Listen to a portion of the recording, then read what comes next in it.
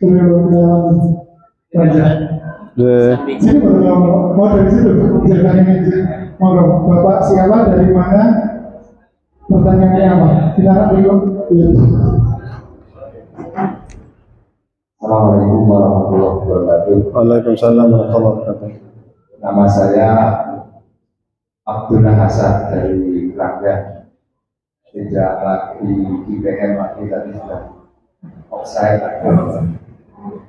Pak Wahyudi, perkenalkan itu nama saya. Saya sebenarnya kenal sama Pak Wahyudi, tapi di grup keluar kalau nggak salah di kalau nggak salah Pak Wahyudi ada di sana, tapi saya lihat lagi sudah ganti nomor jadi ganti nomor sebelum pulang. Iya. Ada dua pertanyaan Pak. Kalau tadi boleh ya? Ya, kalau tadi bagaimana cara masuk ke Mesir, saya sudah agak sedikit paham, dan beberapa tahun ini saya sudah agak sedikit paham. Cuma yang saya tanyakan adalah bukan bagaimana masuknya, tapi mindsetnya. Perbedaannya di mana Pak Wahyudi? Mesir, Sudan, ada Maroko, ada Medina, ada Yaman, ada Oman, mungkin dari beberapa negara Arab itu mungkin warnanya berbeda. Di pikiran atau di mindsetnya orang-orang Indonesia mungkin sama aja gitu. Kalau dilihat enggak ya. Tapi kalau dilihat dari warna muslimnya di sana seperti apa, sehingga mungkin dulu Pak Wahyudi tidak terpikirkan kalau di Mesir, mungkin akan terpikirkan di Maroko atau di mana, tapi kebetulan mungkin di Mesir. Ada teman anak saya yang ada di Mesir di Al-Azhar, mungkin paham, masih anak dari MBS itu, dan juga kemudian yang di Sudan ada. Perbedaannya di mana itu yang pertama. Kemudian kalau dibalik, orang Mesir itu kalau lihat muslimnya Indonesia seperti apa. Nah, kita yang ada di dalamnya itu ya ada Muhammadiyah, ada NU, ada Wahabi, ada ini dan lain sebagainya itu. Tapi kalau orang Mesir berharap seperti apa muslimnya Indonesia, karena dari jumlah muslimnya dunia itu paling banyak kan Indonesia, dilihat dari kuantitasnya. Tapi saya tidak tahu Mesirnya di mana. Kenapa orang Indonesia kok pergi ke sana? Ya, mungkin ada keistimewaan. Ada orang Mesir yang belajar juga di Indonesia? Karena dilihat dari kuantitas jumlah muslimnya, mestinya itu lebih banyak Indonesia. Nah, itu yang pertama. Yang kedua Pak, untuk visualisasi, saya tertarik sekali kalau ke Mesir itu atau ke Timur Tengah Pak, paling tidak ada generasi-generasi di belakang kita, di belakang saya mungkin. Kalau anak saya sudah offset semua, kelihatannya sudah tidak mungkin ke sana karena apa? Usia dan situasinya sudah berbeda. Tapi mungkin adik-adik kita yang masih SMP, SD itu dengan mungkin nggak, kalau saya dengar di Mesir itu di Al-Azhar ada TK Aisyah ya,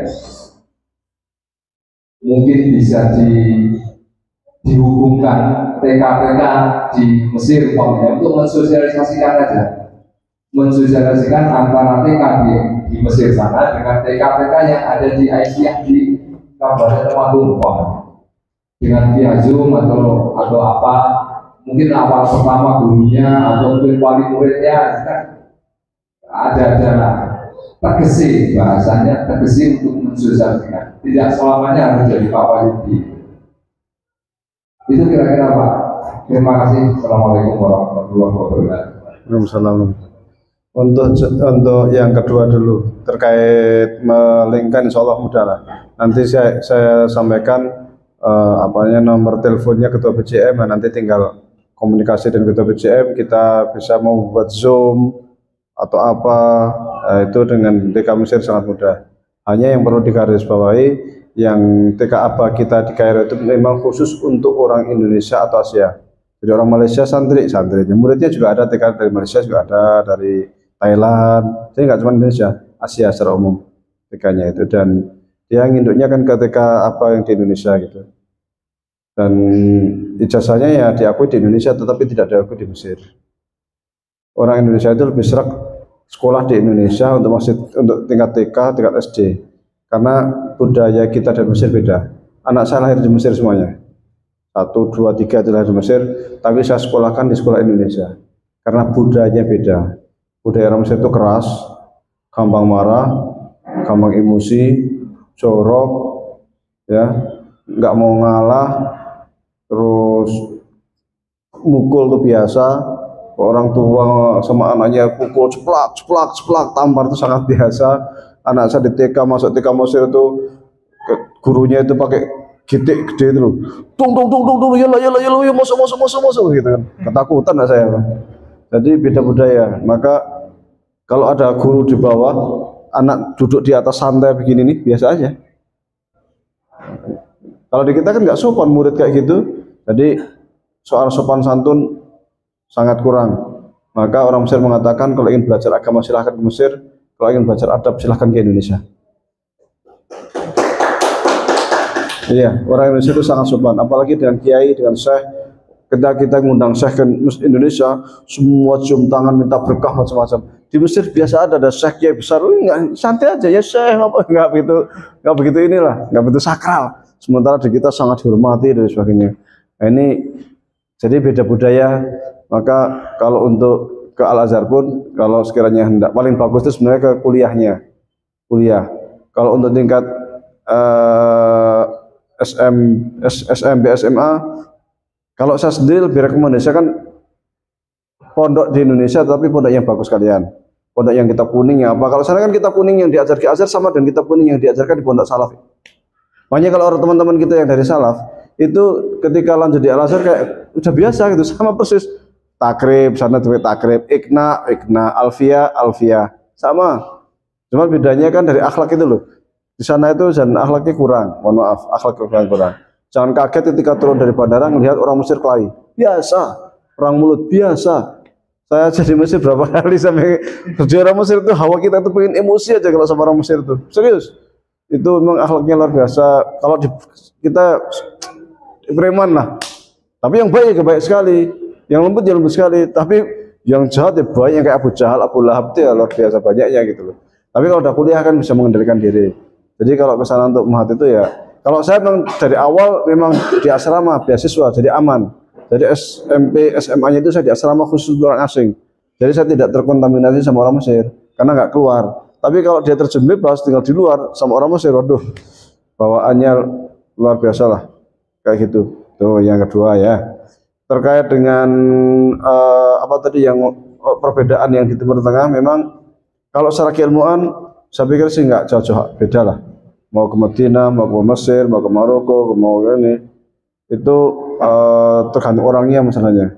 Said Agil itu dari Madinah, tapi pemikirannya liberal kan. Jadi kalau kita mindset kita Madinah berarti Salafi, nggak juga gitu, nggak juga. Said Agil Ummul Qura, mohon maaf. Tapi intinya kan Mekah gitu. Jadi kalau Mesir dari Mesir, Mesir juga ada yang sekuler, Zuhairi Misrawi sekuler juga, di Mesir juga itu kan. Guntur Romli Mesir juga itu. Tapi sekuler gitu. Tapi yang Salafi juga ada, yang modern juga ada gitu. Kalau Mesir semua ada. Mesir itu kita itu sangat pemikiran sangat terbuka. Sampai buku-buku perdukunan juga ada. Mujarobat itu Samsul Ma'arif Kubro yang dipakai oleh siapa? Samsudin. Gus Samsudin. Ya asalnya kan di Mesir. Bukunya saya punya. Iya, sangat belajar juga saya. Mau belajar juga. Iya. Sama itu punya loh. Mau belajar aja gitu, ting, menghancurkan orang kan. Jadi mau yang sekuler kayak Hasan Hanafi juga ada di Mesir. Jadi yang teroris juga di Mesir banyak. Jamaah Islamiyah kan berdirinya di Mesir. Dari Jamaah Islamiyah itu nanti muncul ISIS, muncul apa macam-macam kan.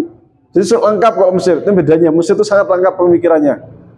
Mau jadi apapun bisa, mau jadi dukun bisa, mau jadi sekuler bisa, mau jadi liberal bisa, mau jadi salafi banget bisa, mau konservatif bisa, mau moderat bisa. semuanya ada lengkap Mesir. Kalau Madinah cenderung agak satu warna memang di Madinah itu. Cenderung pemikirannya agak salafian, tapi itu tergantung orangnya sekali lagi, agak salafian. Kalau Sudan, kenapa kok Mesir lebih banyak dibanding Sudan, Madinah? Karena Mesir paling gampang masuknya. Kalau sekiranya Sudan gampang masuk, orang kan banyak Sudan. Yang pertama, yang kedua, Mesir itu paling murah biaya di Timur Tengah.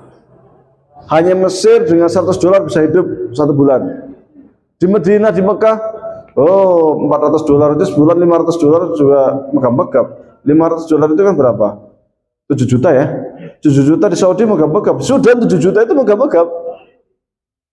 Ya. Maka jarang yang ke sana. Meskipun ilmunya luar biasa, di Maroko sama, mahal.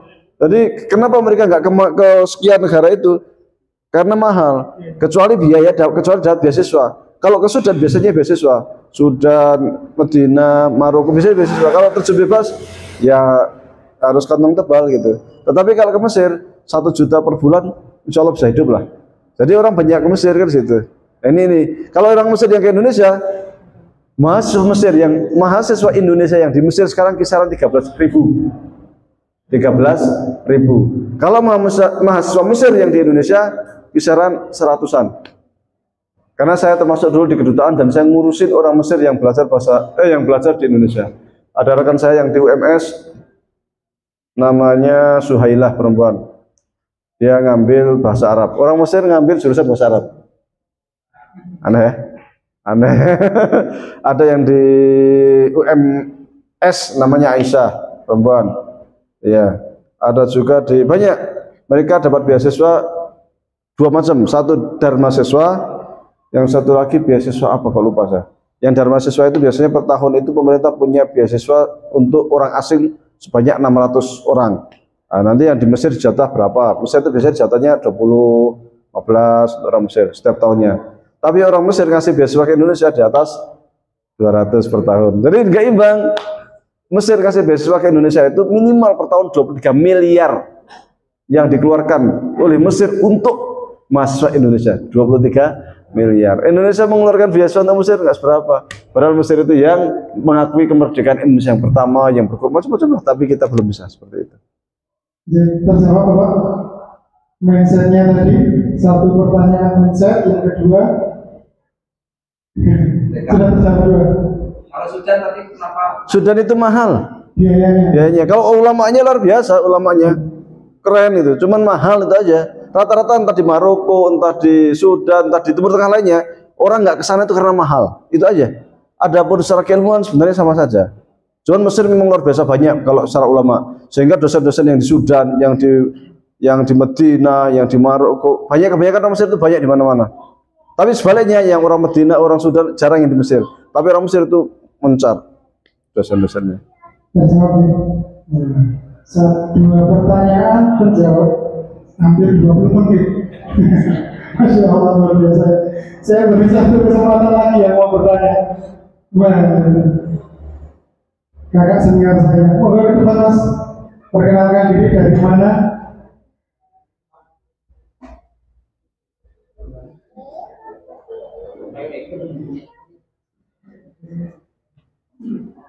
Assalamualaikum warahmatullahi wabarakatuh. Assalamualaikum. Alhamdulillah yang kami muliakan, yang kami hormati atau hormat Ustaz Al-Mukarram Haji Wahidi dan Allah Subhanahu Wa Taala melibatkan rahmat. Yang pertama saya ingin menanyakan Ustaz, yang pertama bagaimana tips-tips untuk memperoleh promotor. Oke. Yang kedua, bagaimana cara untuk memancing atau memantik dari sebuah pergerakan yang produktif untuk anak muda ini dalam hal ilmuwan. Terima kasih. Assalamualaikum warahmatullahi wabarakatuh. Ini promotor dalam artian sponsor untuk ke Timur Tengah atau bagaimana? Atau promotor yang bagaimana? Iya, maksudnya untuk studi ke Timur Tengah. Itu ada beberapa cara. Biasanya itu yang paling mudah mengikuti yang di depan, yang ujian Kemenag itu tadi. Tapi yang itu jatahnya sedikit. Maka biasanya orang yang penting sampai Mesir dulu. Kalau sampai Mesir, udah diterima di Al-Azhar, baru nyari. Nah, di sana itu ada banyak lembaga. Ada namanya Baitul Zakat. Kuwait, ini dari Kuwait. Ini beasiswanya sebulan berapa ratus dolar itu ya? $200 kalau salah. $200 berarti berapa juta? 3 juta per bulan. Terus ada dari Kementerian Wakaf itu 1.000 jutaan per bulan. Gede-gede. Ada dari Baitul Zakat, Kementerian Wakaf, dari Al-Azhar sendiri, kemudian dari Jamiah Syariah, ada juga yang nanti dari santunan-santunan orang tua asuh. Itu banyak. Biasanya orang kita itu nyari. Termasuk istri saya dulu waktu di Al-Azhar juga dapatnya di Al-Azhar. Waktu datang penting datangannya sampai sana, kemudian mengajukan ke Al-Azhar, dapat akhirnya masuk asrama. Kalau saya dapat dari Indonesia. Indonesia saya memang ikut ke ujian ujian untuk beasiswa, alhamdulillah masuk. Kalau istri saya di sana nyemplung dulu sampai sana baru nyari. Baru 6 bulan alhamdulillah sudah dapat. Tapi sampai selesai ya dapat beasiswa dari Al-Azhar itu. Itu caranya seperti itu. Tapi syaratnya biasanya nilainya harus B minimal. Jayyid. Kalau makbul agak susah. Karena banyak yang mengajukan. Dulu makbul bisa. Tapi kemudian karena yang mengajukan banyak, dananya ini ya akhirnya ya. Yang kedua, terkait dengan memantik untuk thalabul ilmi itu kita sesuaikan dengan jiwa kemudaan. Anak muda itu kalau ngaji kayak gini ini kadang kurang begitu enak, kurang begitu suka, kadang ya, nggak semua ya. Ya kita suka ngetrek ya kita ngetrek bareng gitu kan. Yang suka berkemah bareng. Bos kayak anak muda lah. Jadi nanti habis ngetrek nanti buat halakoh ngaji sebentar apa kan yang penting senang-senang gitu loh. Nanti dari situ barangkali bisa mengait yang lain. Selain juga nanti kita juga buat yang kayak gini juga. Kemudian untuk menambah taskif awasan keislaman bisa ngaji ke syekh siapa 1 hari penuh, datang jam 9 pulang sore ngaji full itu kan sehari. Nanti selapan lagi kemana keliling aja ke syekh.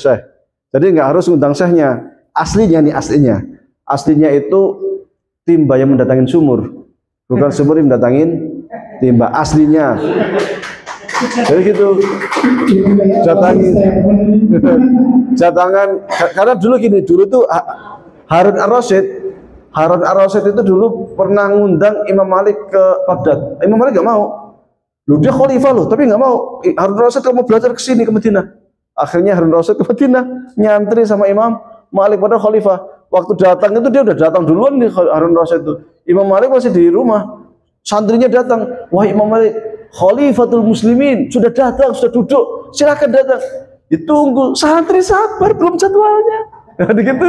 Tapi dia khalifah, entah khalifah kayak entah menteri santri ya santri. Dia khalifah di Baghdad, di sini santri. Statusnya gitu. Baru datang sesuai waktunya. Jadi harus ikut aturan itu seperti itu. Maka anak muda ini bisa sambil anggapannya sambil rehlah lah, sambil jalan-jalan. Ini sekarang ke sini, selapan kemudian kemana? Dia di inventaris kiai-kiai yang akan kiai-kiai yang akan dikunjungin. Nanti kita mulai hubungi selama setahun ini. Berarti kalau selapan kan dapat sekian kiai kan? Sini. Nanti dapat dari sana kita serap pengalaman orang kan masing-masing. Saya punya pengalaman, sini punya pengalaman. Itu kita serap nanti kita jadikan sebagai ya wacana kita bersama dalam memperkaya anak muda. Allahu a'lam. Alhamdulillah. Dan ini insya Allah sudah menjadi agenda teman-teman pemuda Temanggi, karena kita sudah merilis dolar ngaji. Dan insya Allah reelsnya di lapangan insya Allah pada sawah karena Ramadan ini kita akan fokus di taklim. Baik, sepertinya waktu sudah sangat hampir larut karena beliau juga perjalanan kurang lebih hampir 1 jam kembali ke lereng Gunung Perahu. Sepertinya kalau kita teruskan berlanjut ilmu beliau tidak akan ada habis-habisnya. Tapi lagi-lagi waktu yang kemudian harus kita akhiri sampai di sini. Insya Allah lain kesempatan kita akan bertemu kembali. Barangkali Ustaz barangkali disampaikan kepada khususnya kepada para pemuda, khususnya kepada para pemuda cabang Temanggung ini, closing statement dari Ustaz terkait dengan semangat majelis ilmu, semangat berorganisasi pengurus. Ya, kalau ngaji itu yang penting pertama niat lillahi ta'ala. Yang kedua nggak usah mikir wah wong limotok, wong telutok, nggak usah mikir. Ngaji ya ngaji. Saya kadang di tempat saya seminggu sekali di pondok itu ngaji. Kadang santri 1 orang, kadang 2 orang. Kita ajarin yang dia mau ya pengen ngaji cuma 2 orang ya 2 orang gitu. Kalau maunya 15 ya 15 itu yang seminggu sekali yang bukan untuk santri ya, yang untuk masyarakat itu.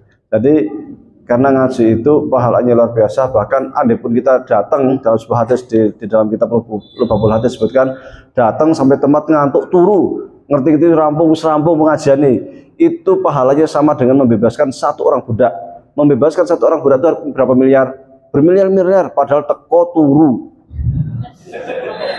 Ngerti tangi serampung, apa meneh nyatet, memperhatikan, dapat ilmu, ini pahalanya sangat luar biasa. Maka tetaplah semangat untuk mengaji. Luar biasa. Masa statement dan biayanya kami harus sampai itu. Soalnya bersama ini dalam waktu itu atas ilmu dan waktu yang disempatkan luar biasa.